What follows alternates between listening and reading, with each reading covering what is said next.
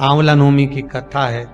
कार्तिक का महीना में जब शुक्ल पक्ष में नवमी तिथि आएगी तब तू आंवले के वृक्ष के नीचे बैठकर आंवले के वृक्ष में दूध का सींचन कर देना। क्या चढ़ा देना? दूध। तू जा, तू ये कर ले।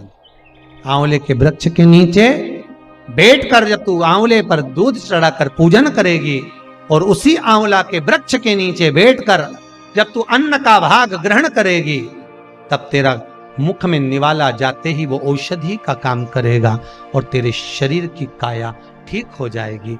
इसलिए आंवला नवमी का उद्यापन करने वाली माताएं जब आंवला नवमी के व्रत का उद्यापन करती है तो आंवले के वृक्ष के नीचे ही ब्राह्मण ब्राह्मणी का भोजन कराया जाता है, घर के अंदर नहीं। घर के अंदर भोजन नहीं कराते। आंवला नवमी का अगर उद्यापन करना है, आंवला नवमी का अगर उजमना करना है, 5 माता 10 माताएं मिलकर अगर उजमना कर रही हैं, उद्यापन कर रही हैं, तो कहीं ऐसे जगह चले जाओ जहां आंवले का पेड़ लगा हो, आंवले का वृक्ष लगा हो, आसपास में कहीं कुछ मंदिर देवालय हो, वहां पर भोजन बनवा लो। वहीं पर आंवले के वृक्ष के आसपास में ही कहीं वहीं पर ब्राह्मण ब्राह्मणी का भोजन कराकर चांदी का आंवला बनवाकर, चांदी का नहीं हो तो असली का जो आंवला होता है उसका दान दे देना चाहिए, पर करना चाहिए। आंवला नवमी के पूजन में कथा आती है कि एक वैश्य की धर्म पत्नी के गर्भ से संतान नहीं थी और जब संतान नहीं है उसका मन बड़ा दुखी था। वैश्य जो था, बढ़िया जो था, वो भगवान की भक्ति में डूबा रहता। उसको दुख, पत्नी जब बोलती थी ना कि अपनी औलाद नहीं है, मैं निसंतान हूं, मेरे यहां संतान नहीं है, पति समझा देता था भगवान ने देना होगा देगा, भगवान पर भरोसा रख, विश्वास रख। जब वो यशोदा मैया की गोद में 60 साल की आयु में नंद बाबा की यहाँ संतान दे सकता है, दशरथ बाबा की आयु 60 साल की थी जब राम जी आ सकते हैं, कदम ऋषि की आयु 60 वर्ष की थी तो कपिल देव महाराज आ सकते हैं, तो तेरी आयु कितनी है? अभी तो तू 30 साल 35 साल 32 साल 25 साल, विवाह के 2 साल 4 साल हुए, उतने में घबरा गए। शंकर पर विश्वास तो करो। विश्वास किया ही नहीं और सीधे डॉक्टर साहब के पास पहुंच गए। डॉक्टर साहब हमारे यहां संतान नहीं है, हमारे यहां संतान नहीं। जैसा तुमने डॉक्टर साहब के पास जाकर कहा विश्वास रख करो, कहां का डॉक्टर के पास जाना? वो डॉक्टर बहुत अच्छा है, मेरी जीजी ने भी बोला था कि उसको एक बार दिखाया। विश्वास रखकर तुम जीजी के शब्द पर विश्वास रखकर डॉक्टर तक पहुंच गए। डॉक्टर ने जो कहा तुमने करा, तो एक विश्वास शंकर पर भी तो करो कि मैं शिव के पास जाकर कहूंगा, मैं शंकर से निवेदन करूंगा। मैंने शिव महापुराण में सुना है कि जब नारी का गर्भ नहीं ठहरता तो सफेद आंकड़े की जड़, जो आंकड़े का फूल शिव जी को चढ़ता है सफेद, उसी आंकड़े की जड़, सफेद आंकड़े की जड़, आंख की जड़ को शंकर के शिवलिंग पर से 21 बार तुम्बरुका जी का नाम लेकर घुमाकर मंदिर में ही स्त्री रजस्वला धर्म के 7वें दिन मंदिर में ही कमर पर बांध ले और एक पीपल का पत्ता शिव जी को चढ़ाकर प्रतिदिन गाय के दूध में उकाल कर पति पत्नी रोज उस दूध का पान कर कर पीकर सोएं, क्यों ना संतान देगा। उसका विश्वास जितना डॉक्टर पर करा उतना विश्वास शंकर पे भी तो करो, शिव पर भी तो करो।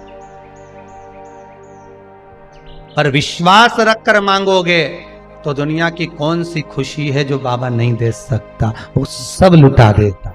साहब ऐसा कौन सा सुख है जो ना देगा मेरा शंभू, ऐसा कौन सा सुख है जो ना दे मेरा शंकर। बस बाबा कहते हैं मुझे हृदय देना, दिल देना, और वो देकर तू मुझे जो मांगेगा मैं तुझे दे दूंगा।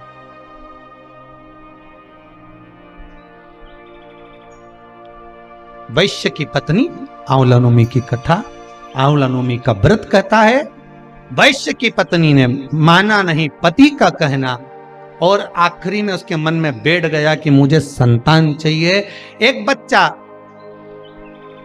कुएं में पानी खींचने गया था अपनी माता के कहने पर, ये पीछे से जाकर अपना नाम बोलकर धक्का दे दी कि इसको मैं बलि देती हूँ भगवान को, उसको, और मेरे घर संतान हो जाए। ये आ गई, आ तो गई, पर कुछ दिन बाद संतान तो नहीं हुई, पर पूरे शरीर पर कोढ़ हो गया, पूरा शरीर बेकार हो गया।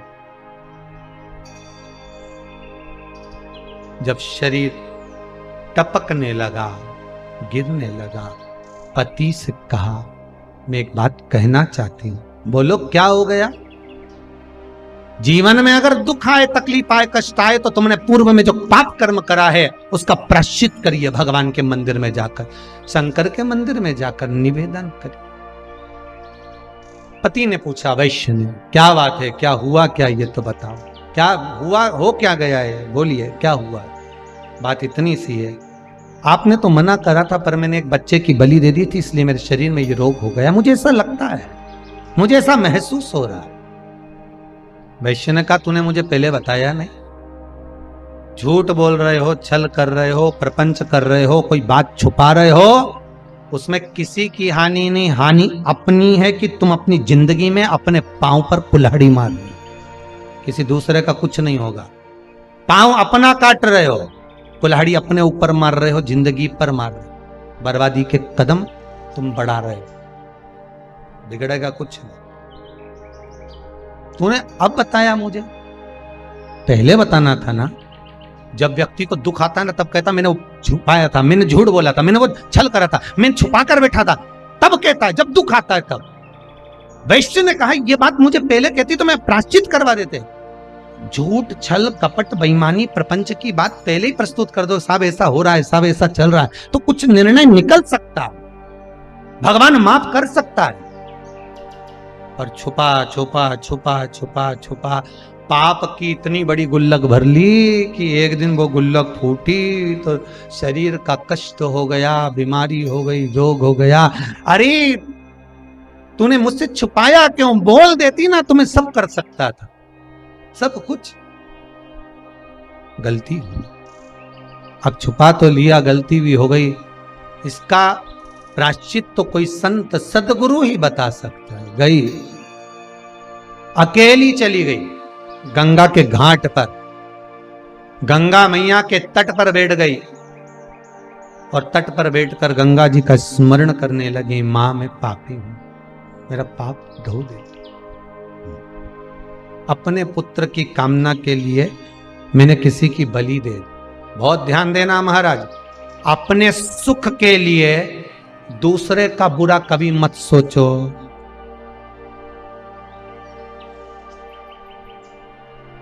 मैं इसको मूर्ख बना दूंगा, 2-4 लाख ले लूंगा, थोड़ा सा पैसा हाथ में आया, छू, आपने उसको मूर्ख बना दिया, आपने उसको बेवकूफ बना दिया। वो भोला था, आपने उसको सब कुछ बना दिया, पर आपने तो बना दिया, पर वो ऑनलाइन है, देख रहा है सब कुछ। खाते में मौका मिलेगा, उसकी लाठी में, उसके डंडे में थोड़ा सा समय लगता है, पर देता जरूर है। और जब वो देता है तो उठ नहीं पाता। वो वेश्या की पत्नी गंगा जी से कहती है मैंने बहुत पाप किया है, क्षमा करो मां, क्षमा करो, क्षमा करो मां। गंगा के जल में नहाती नहीं, बैठी रही घाट पर। वो वेश्या की पत्नी गंगा के घाट पर बैठी, पर गंगा को नहाया नहीं, गंगा का आचमन नहीं करा, बस सामने बैठकर रोज रोती है, प्रार्थना करती है, मस्तक रगड़ती है, मां क्षमा करो।